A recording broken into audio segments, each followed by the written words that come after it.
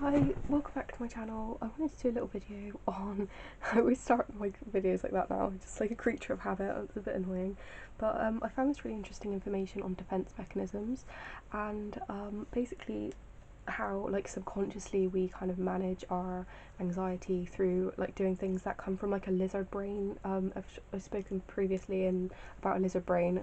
Sorry if I look a bit unkempt, I've just realised that I do. I've recently here's my hairbrush. So basically, usually I'd brush my hair, I got very excited, jumped on the camera and realised it was turned off, so we're on this one. Basically, we do from a lizard brain kind of mentality, beyond our control, have certain reactions and impulses to protect ourselves and what we obviously intake, and it's definitely prevalent in our society now. We've I don't know about evolution, but we've adapted to have this lizard brain mentality, and basically it's becoming more aware of like that sort of like unconscious happening can mean that you can become more like controlled about the way you like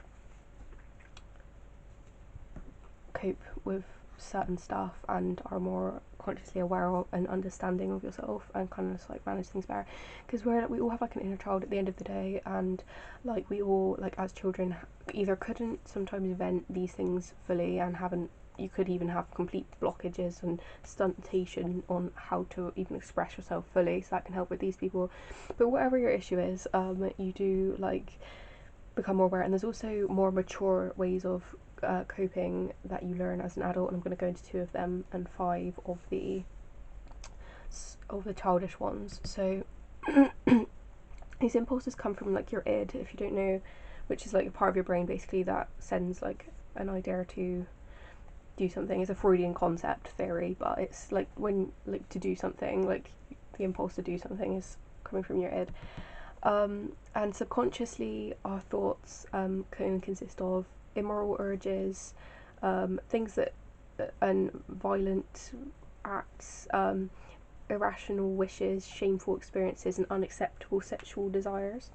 So it can come from like it comes from like a primitive state to have all of these things, which are kind of like normal, but in your ego you do, without digressing, as I spoke about before, your ego does kind of compartmentalize what you should and shouldn't like do, if that makes sense. So anyway,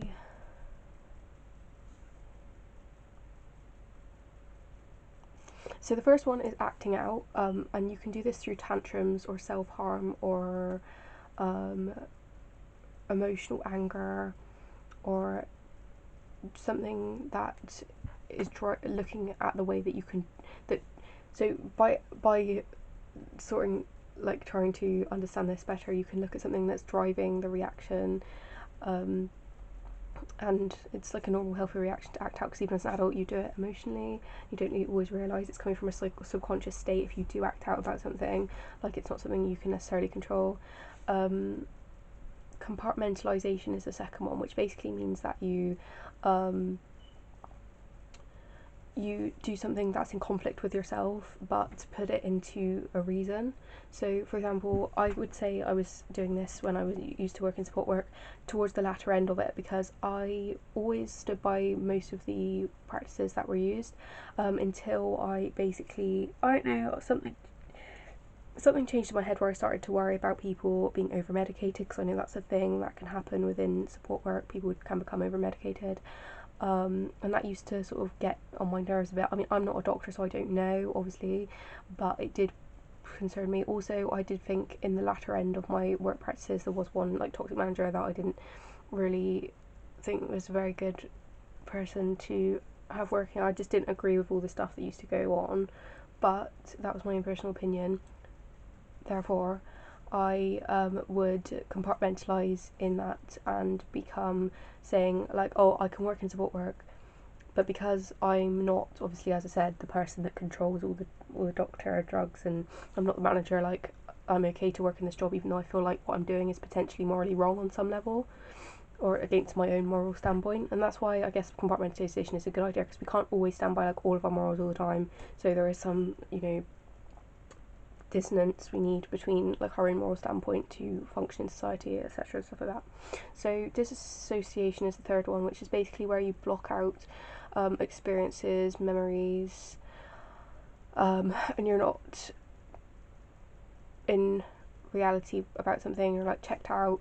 Often trauma can bring this on. If you have like a major traumatic event, or being in like a household that is traumatic and you have like lots of repeated trauma, you can do this. The one that I watched the video on said it could be the same as like extreme compartmentalization, where like what I just spoke about on the last one, but it's kind of like you've got to be careful about like so it can help you prioritize. If you do like disassociate, like if you compartmentalize, it can help you prioritize things that are most important to you. So if you compartmentalize something, you can say, oh well, you know, this person is not really doing me any good, like I can cut them out, but I can maybe carry on doing my work even though I'm finding it a little bit challenging, but at least it's worth getting something out of it. So that would be compartmentalizing. But dissociation is where you basically go to a certain place in your head in trauma, in a traumatic event, and it doesn't happen to necessarily be something like assault. It can just be like a traumatic childhood where you had an emotionally abusive parent, and you can go somewhere like mentally different during that experience and basically go like either hide that in some place in your brain, or you can also just and not be able to access it. And that is basically what dissociation is. You can basically just have dissonance between, like you can forget like long periods of your life basically by doing that.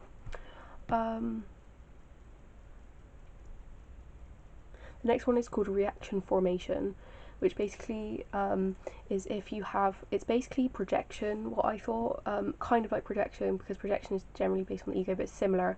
I've found, she didn't say this, but I think it's similar to projection, which is that if you're, for example, like homophobic, you might actually have like a small attraction to the same sex yourself, but in order to show other people that you're not gay or, you know, homosexual, you might like project that on someone else, or like say become extremely homophobic basically and against that idea to kind of prove that you're not that way. So honestly, I feel like I don't think, okay, that's a lie, I've never been homophobic, but because I've always, no, but I do think I kind of rejected that in myself, but I think I was too young to understand that side of myself anyway at that point, so I'm not really going to beat myself up around that. So basically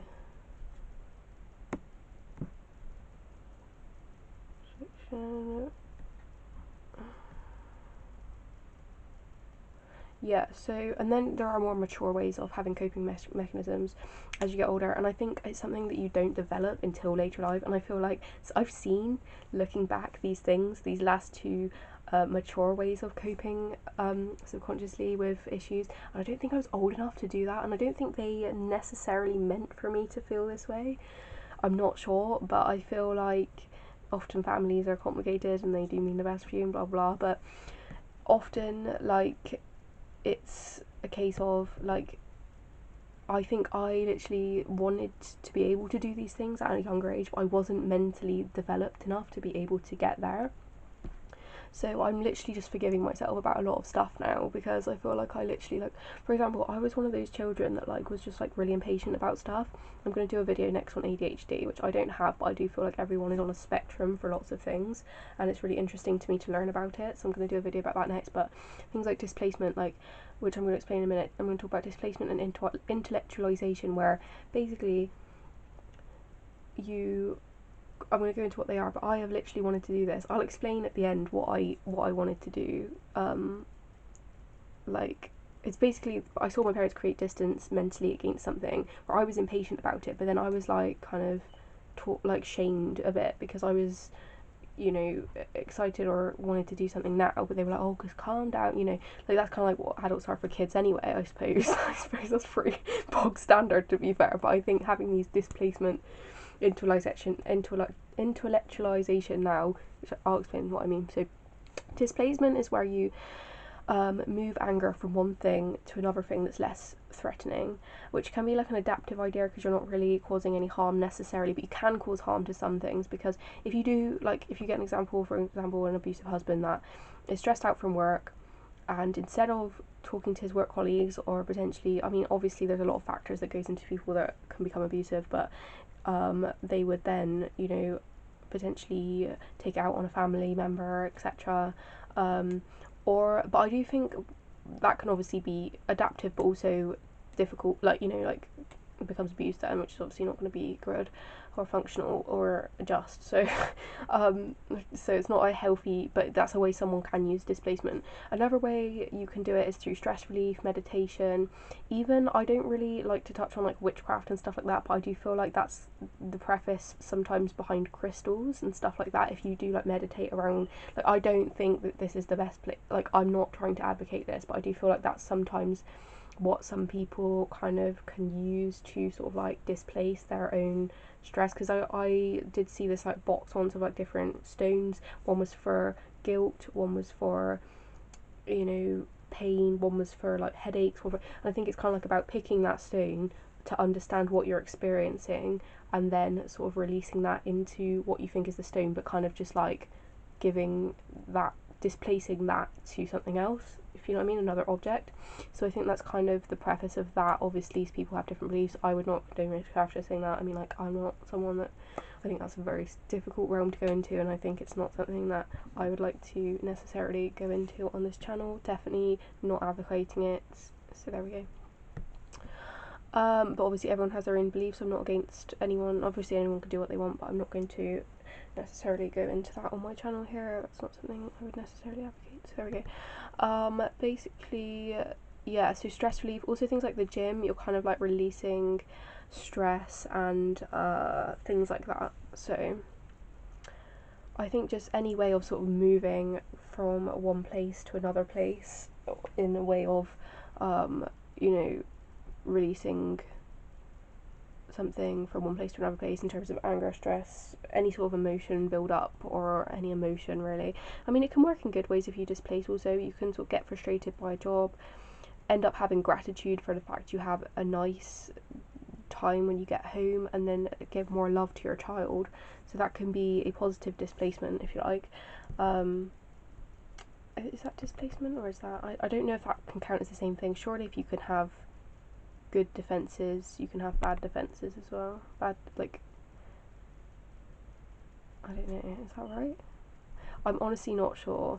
I think these defense mechanisms are due to conflict that you have mentally. So I suppose if you have a conflict about, you know, you naturally primarily want to feel happy, but you've got to go to your job, or you feel you have to go to your job, and you're upset and you're, you know, annoyed about that, you can then choose to have gratitude and then put that gratitude onto joy. So I don't know if that's necessarily displacement, but anyway.